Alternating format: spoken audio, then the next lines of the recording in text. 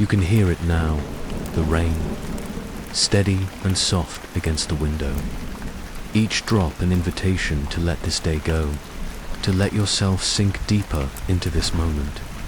Tonight, there's somewhere safe waiting for you, somewhere warm. The world you left behind grows distant here, its urgency fading like city lights below the horizon. This is where peace begins, where the weight you've been carrying can finally be set down. This is where our story begins. Listen, the creak of old wood settling into itself, timbers speaking their ancient language of patience and time, the gentle whisper of wind through abandoned hallways, the soft crackle of a fire in a stone hearth, flames conversing with darkness in their eternal dance. This is the old manor on the edge of the forest, a place small enough to shelter you, warm enough to hold you. The house breathes. Can you feel it? The way it rises with each gust of wind, pauses, then settles back with a sigh that sounds almost like contentment, just as you breathe now, perhaps without thinking about it. The gentle expansion and release that keeps you tethered to this moment, to this warmth, to this perfect sanctuary from the storm outside. There is a traveler here tonight, seeking shelter from the rain. But before we meet them, just feel what it means to be here. To stand in a room where firelight dances on walls, where the smell of old wood mixes with smoke and rain-soaked earth, where the sound of water drumming on roof tiles creates a blanket of sound that wraps around you like safety itself. The bright screens and loud voices of your day are already fading like dreams you can barely remember. Let your shoulders drop now, releasing any tension there. Feel your jaw soften, your tongue rest easy in your mouth. The manor prepares to reveal its secrets as the rain grows heavier and the fire burns lower and the night deepens. And you are already here, aren't you? Already feeling the warmth on your skin. Already hearing the rain as a lullaby. Already sensing the way this place exists outside the ordinary flow of time. Let the storm continue its patient work. Let the fire keep its gentle vigil. We have all night to travel together. All night to let the rain rock you, the warmth embrace you, the story unfold in its own unhurried time. By journey's end, you'll have discovered something you didn't know you were searching for, the deep, restful sleep that feels like coming home to yourself. The traveler had been walking for hours when the manor appeared through the trees. Not suddenly, but gradually, the way certain truths reveal themselves when you stop looking for them directly. At first, just a deepening in the grey evening mist. Then the outline of chimneys, the suggestion of windows. Then details emerged. Stone walls covered in ivy, a wooden door weathered by decades of rain, light glowing warm from within like a promise kept. They stood at the edge of the clearing, rain soaking through their coat, and felt something shift inside. Not quite relief, not quite recognition, but something that contained elements of both. The manor looked neither large nor small. It simply was, existing with the quiet confidence of things that have always been there. Smoke rose from one chimney, barely visible against the darkening sky, carrying the smell of burning oak and something else, something that reminded them of childhood evenings when sleep came easily and dreams were gentle. The door opened before they could knock, not with a creak or groan, but smoothly, silently, as if it had been expecting this exact arrival. Inside, warmth rushed out to meet the cold, and the traveller stepped across the threshold without hesitation. The hallway stretched ahead, lit by candles in brass holders, their flames steady despite the draught, casting shadows that moved like living things against walls papered in patterns faded by time. At the end of the hall, a room waited. The traveller moved toward it with steps that seemed to know the way. their wet boots leaving dark prints on wooden floors that had absorbed 1,000 other journeys. Through the doorway, they could see it, the fire burning in its hearth. The single armchair positioned just so, the way the rain sounded different from inside, transformed from intrusion into accompaniment. Notice how your own coat feels against your shoulders. Perhaps it's time to let it slide away. Feel the weight releasing. They removed their coat, hung it on a hook that seemed placed there for exactly this purpose, and entered the room as if they'd been coming here their whole life, as if this manor had been waiting for this particular arrival on this particular night. The armchair received them like an embrace. The velvet was worn soft by years of other bodies seeking the same comfort. As they settled into it, muscles began to release. The tension that had been constant started to loosen its grip. The fire crackled and popped, each small explosion of sap a tiny celebration. The traveler watched the flames dance their ancient choreography, orange and gold, and at the edges a blue so pale it might have been imagining itself. Outside, the rain continued its patient drumming. Inside, in this room that seemed to exist in a pocket of time separate from ordinary hours, the traveler closed their eyes just to rest, just to feel the warmth spreading through cold limbs and the sound of rain wrapping around them like a blanket woven from water and shadow and peace. Notice your own breath now, matching the rhythm of the rain outside. In, out, falling, rising. Let yourself settle deeper into whatever surface holds you, feeling the way your body knows how to rest, how to release, how to simply be. Time moved strangely in that room. The traveler couldn't have said how long they sat there, watching the fire, listening to the rain, feeling the warmth work deeper into their bones. It might have been minutes, it might have been hours, but at some point, gradual as dawn, they became aware of something else in the room. Not a sound exactly, but a quality in the air, a sense that the space held more than stone and wood and flame. They opened their eyes slowly, reluctantly, the way you wake from a dream you're not quite ready to leave. The room looked the same, the fire still burning, the rain still falling, shadows still dancing their slow ballet. But there, at the edge of the firelight, barely visible in the spaces between flickering light and darkness, something waited. The traveler's breath caught, not from fear, but from sudden, unexpected wonder. The kind children feel before the world teaches them to question everything. The figures emerged not by moving toward the light, but by the light gradually learning to see them.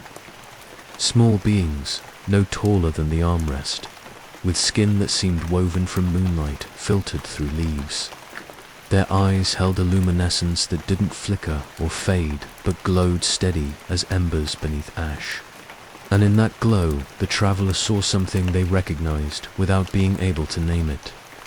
A gentleness so profound it felt like coming home to a place they'd never been, but had somehow always known existed. The Ethri, the name arrived in the traveler's mind like a pebble dropping into still water, sending ripples outward, each one carrying meaning without words. They stood in a loose semicircle, these small beings, and their presence filled the room, not by taking up space, but by somehow making the space itself feel fuller, richer, as if their mere existence added dimensions that hadn't been visible before. One of them tilted its head, and suddenly the traveler understood. Not through sound or speech, but through a sensation that bloomed inside there. Chest-like warmth spreading through cold hands. Welcome, you've been expected. Though expected isn't quite the right word. More like patient waiting, like heat from stone that has spent all day in the sun. The traveler wanted to speak, wanted to ask the 1,000 questions crowding their mind, but found that language felt suddenly clumsy, inadequate. Instead, they simply felt their confusion, their wonder. their strange sense of rightness about this impossible moment, and watched as the nearest ethery responded with what could only be described as a smile, though its mouth barely moved, the smile existing more in the quality of light in its eyes. What came back wasn't an explanation, but an image. Wind moving through a field of tall grass, each blade bending in the same direction, all part of one breath, one movement, one conversation between earth and air that required no translation. This is how we speak. This is how we've always spoken. You simply forgot how to hear. Let your fingers uncurl now, palms open and resting. There's nothing you need to hold on to right now. The traveler felt tears on their face, though they couldn't have said when they'd started or why they were falling. They weren't tears of sadness or even joy, but something else entirely, a release perhaps, or a recognition of something they'd been missing without knowing it was absent. The ethery waited with infinite patience, their small luminous forms barely stirring. The fire continued its gentle crackle. The rain continued its patient percussion.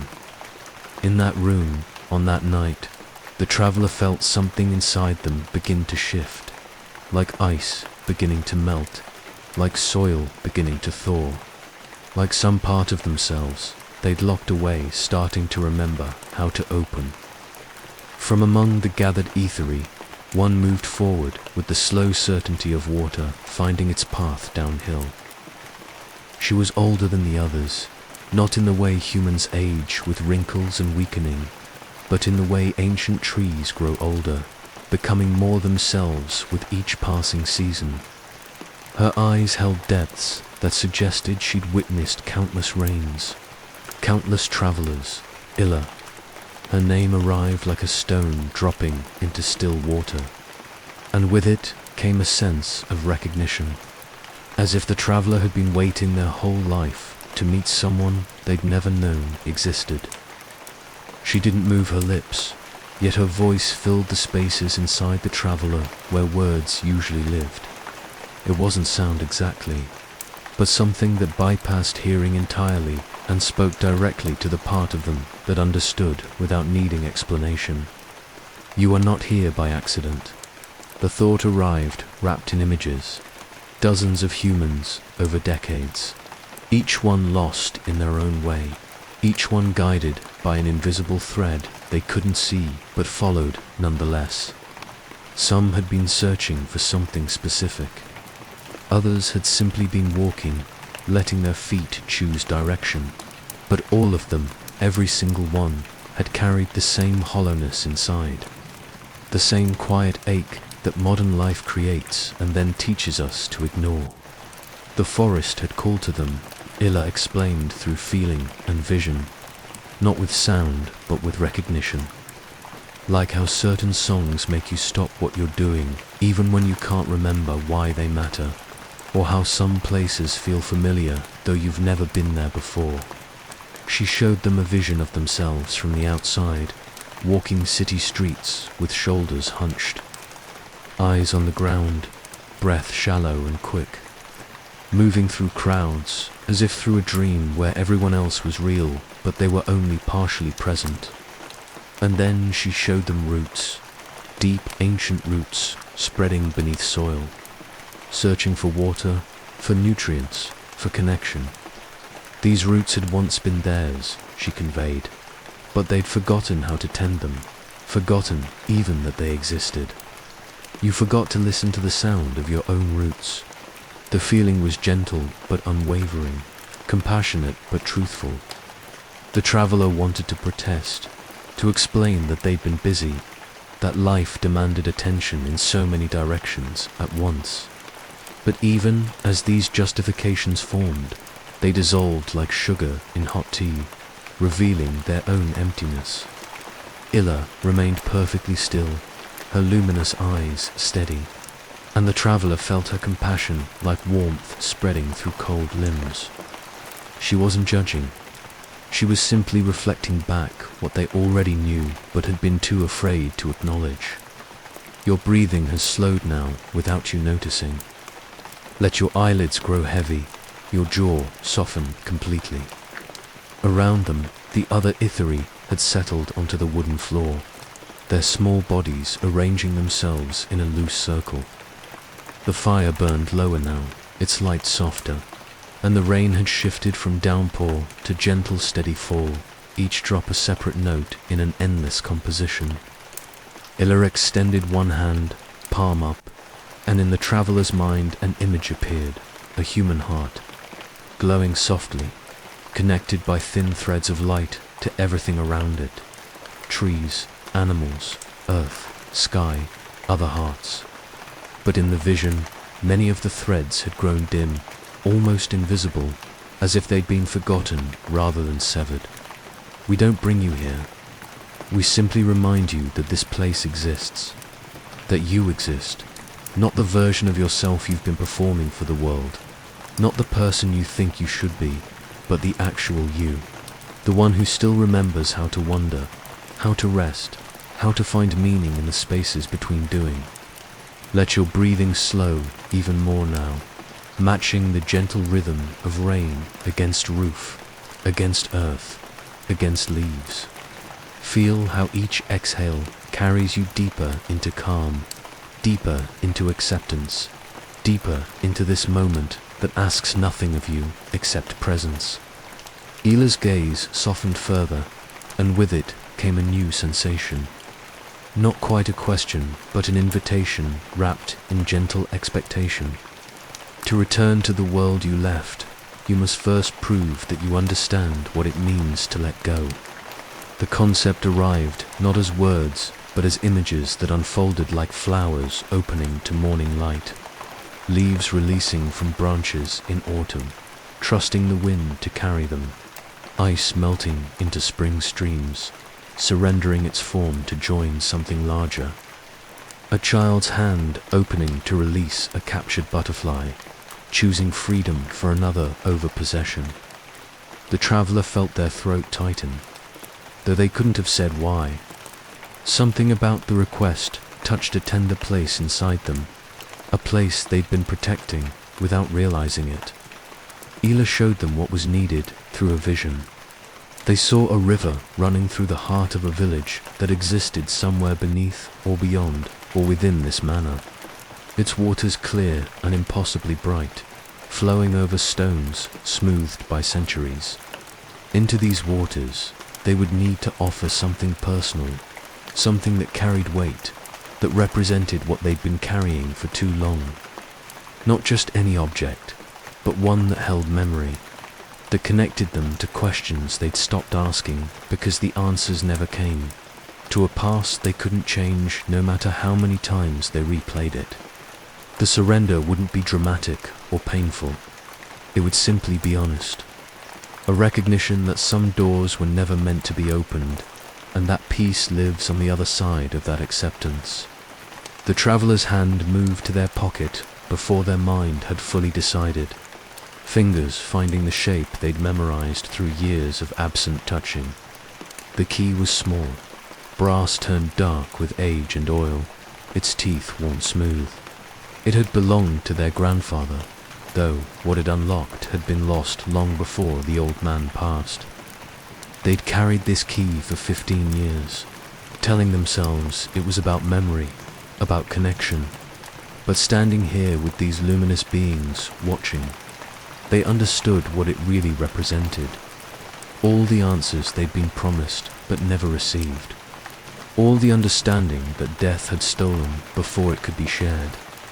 All the conversations that would forever remain unspoken. Feel your own hands now, whatever they might be holding on to. Notice if your fingers are clenched, if you're gripping something that no longer serves you. It's safe to let go.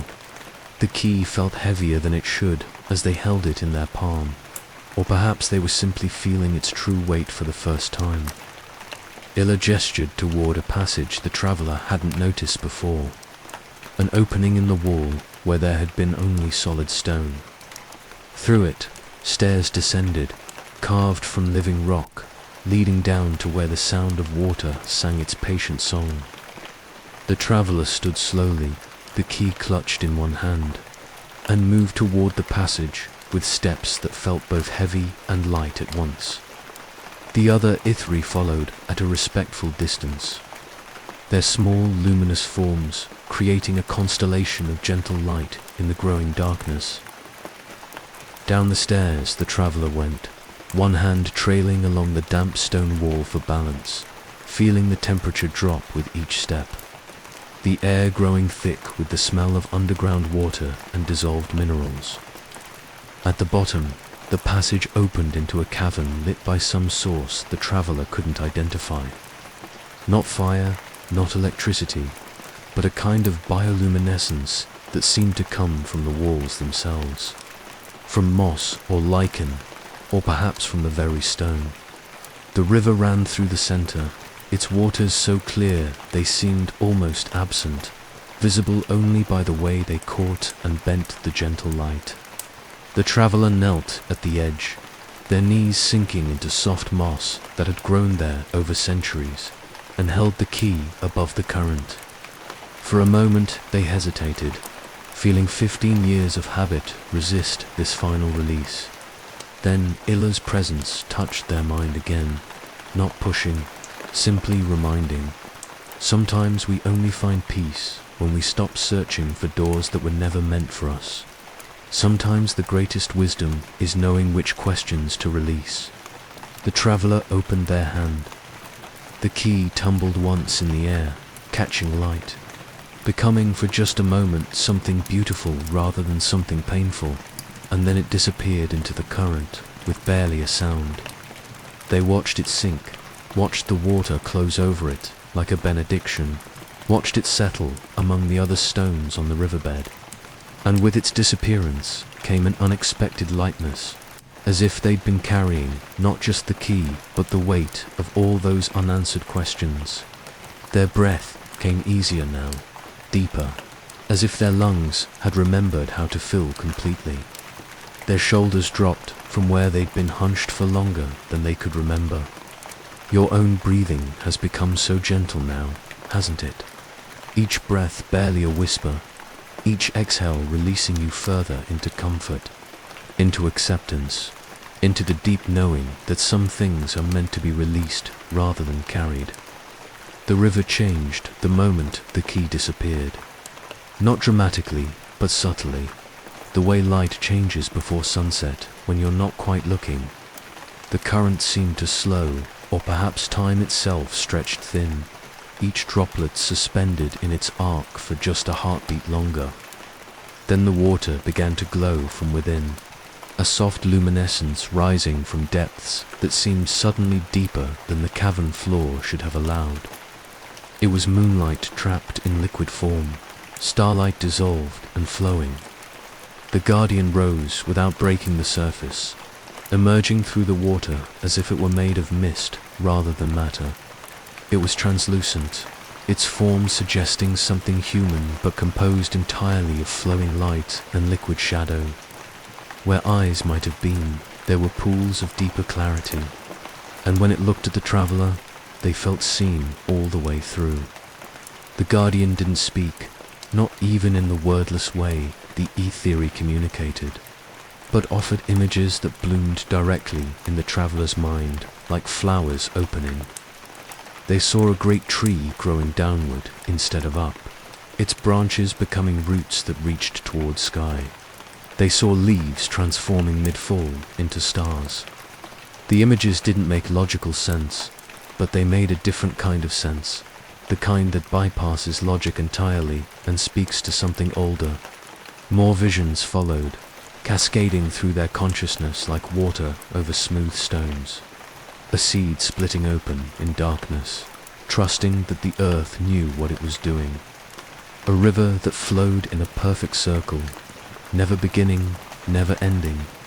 A bird's wing mid-flight, held in that impossible moment between upstroke and down, where effort becomes grace. The Guardian wasn't teaching them, it was reminding them of what they'd always known but had learned to ignore. Each image carried the same essential message. The path you're searching for has never been anywhere but inside you. They felt tears again, neither sad nor happy, but something else entirely.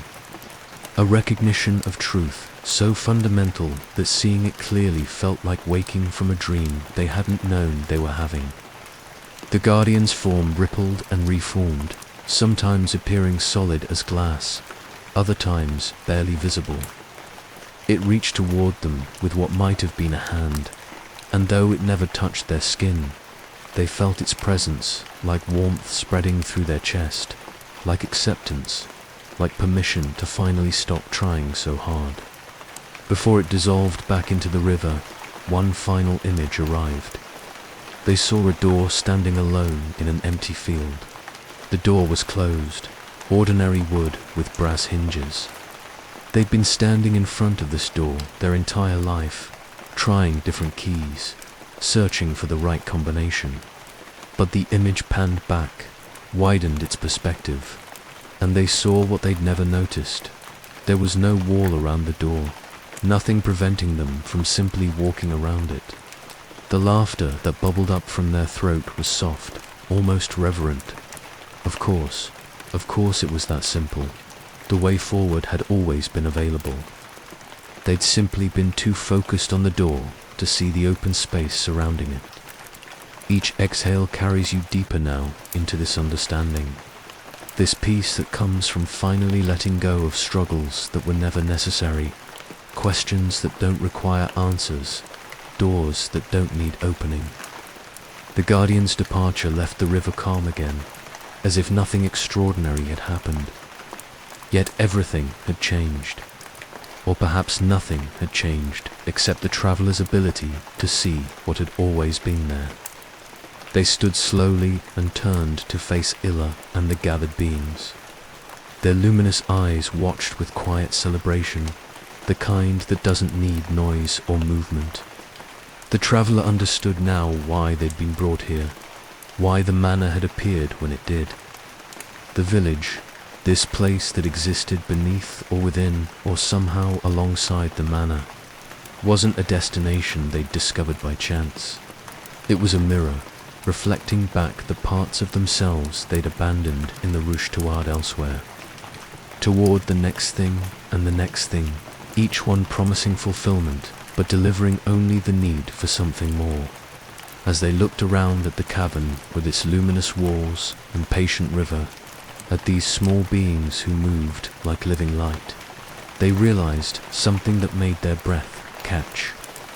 This place existed not because it was separate from ordinary reality, but because it remembered the extraordinary within the ordinary, the sacred within the mundane. The ethery hadn't built something new here. They'd simply maintained what had always existed, keeping it alive and accessible for those moments when humans remembered to look. When the walls we build around ourselves grow thin enough for light to penetrate.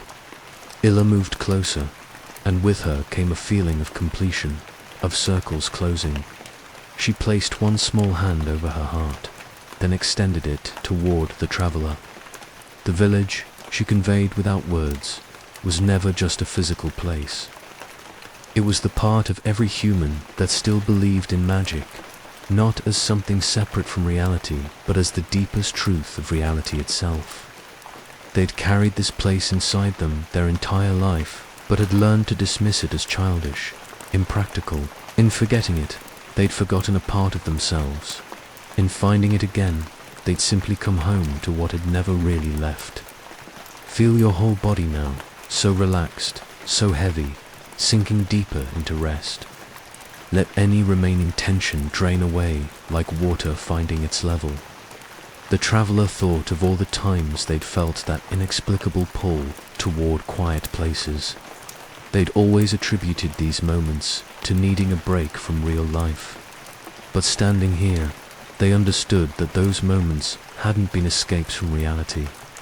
They'd been glimpses of a deeper reality they'd been trained to ignore.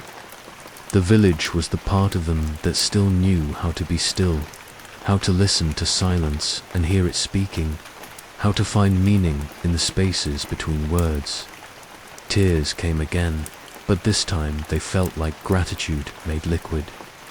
The village hadn't given them anything new. It had simply held up a mirror and waited patiently for them to recognize their own reflection. Let yourself sink even deeper now, like a stone settling through clear water, like a leaf falling through still air. Just falling, just settling, just allowing. The return, Illa gestured, toward a different passage, an opening that led upward through stone worn smooth by countless feet. The wooden staircase glowed with its own soft light. Each step carved with symbols the traveler couldn't read but somehow understood, marks of passage, of transition. They understood it was time to leave, that the village had given what it could give. The ethery gathered to see them off, their small, luminous forms creating a constellation of gentle light. And though no one spoke, their presence felt like a blessing. The traveler climbed slowly, one hand on the smooth wall, feeling the grain of wood beneath their palm, noticing how each step creaked in its own particular way. The sounds were louder now, or perhaps they were simply hearing them more clearly. The rain on distant roof tiles, the whisper of wind through cracks, the soft exhalation of the house breathing. Halfway up they paused and looked back. The cavern nestled in its darkness, the ethery watching from below, the way the river continued its patient flow.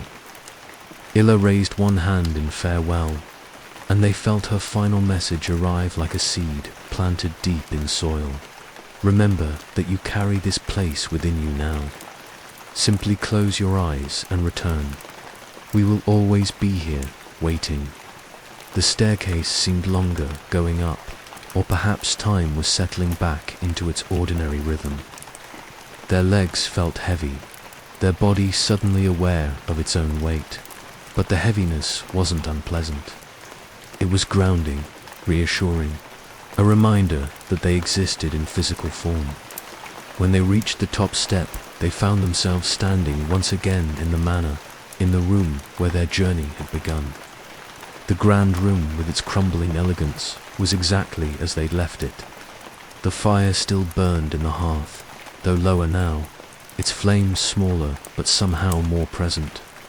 The rain still fell against the windows, but its sound had transformed completely.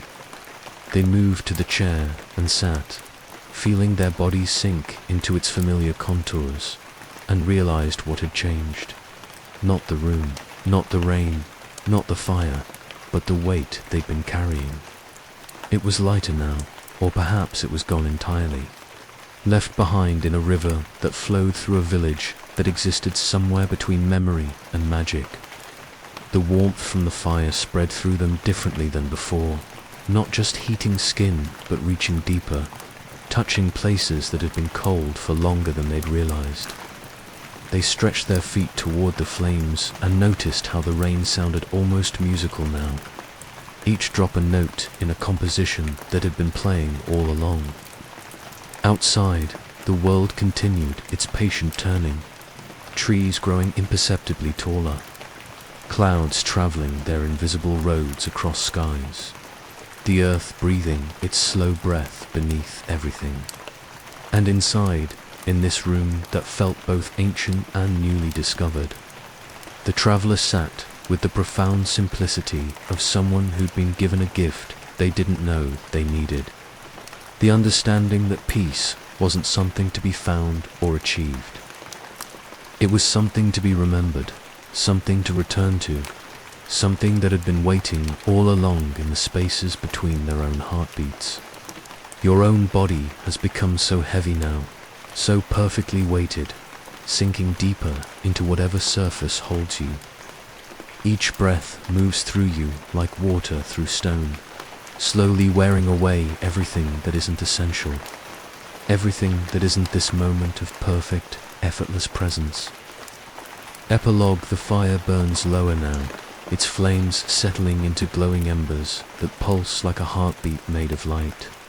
The rain continues its patient conversation with the earth, softer than before, as a lullaby rather than an interruption, as one half of a dialogue in which your own breathing plays the other part.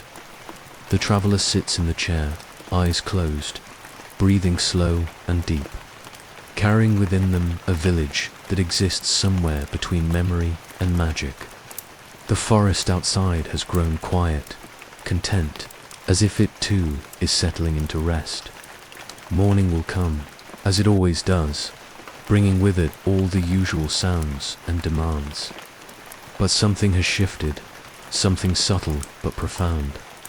The weight that was carried has been left in a river that flows through a place you can return to any time you close your eyes and remember that it exists not out there somewhere, but in here, in the space between thoughts, in the pause between breaths.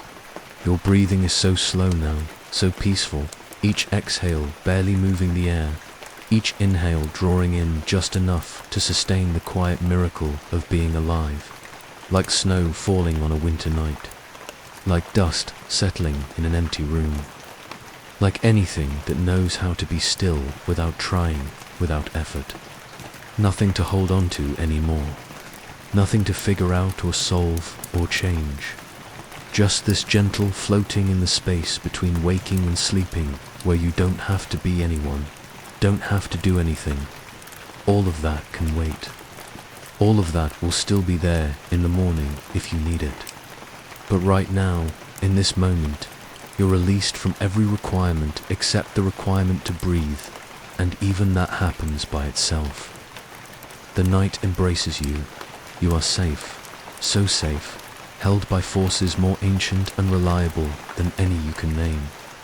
The same gravity that holds planets in their courses, the same laws that govern stars and cells and everything between. Life knows how to live itself. Breath knows how to breathe itself. Sleep knows how to sleep itself. And you can trust it, can surrender to it, can let it carry you now into the depths of rest where healing happens, where you remember who you actually are beneath all the forgetting. The village waits in your dreams, ready to show you exactly what you need to see. Everything you are seeking is already seeking you, has already found you, is already here in this moment of perfect rest, perfect peace, perfect surrender. Sleep now. Just sleep. Let everything else fade into the background where it belongs. The story is complete. The journey is done. You are home, and the rain falls soft against the window, steady and patient, singing you deeper into rest, into peace, into the sleep that's been waiting for you all along. So safe, so warm, so perfectly, completely at rest. Sleep.